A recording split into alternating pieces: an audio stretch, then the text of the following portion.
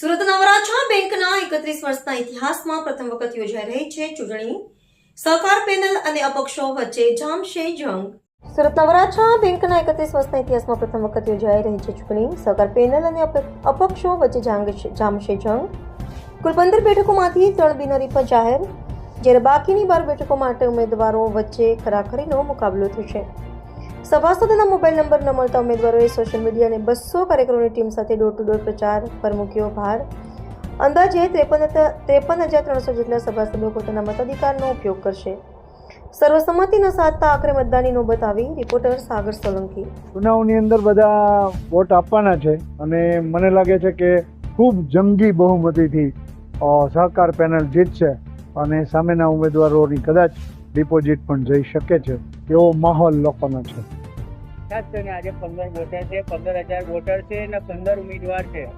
શું લાગી રહ્યું છે? દરેક સહકાર પેનલના વોટર્સ મોસ્ટલી છે અને એમને જ વધુ મત મળશે. મારું નામ ભદ્રેશભાઈ રામજીભાઈ લખાણી છે.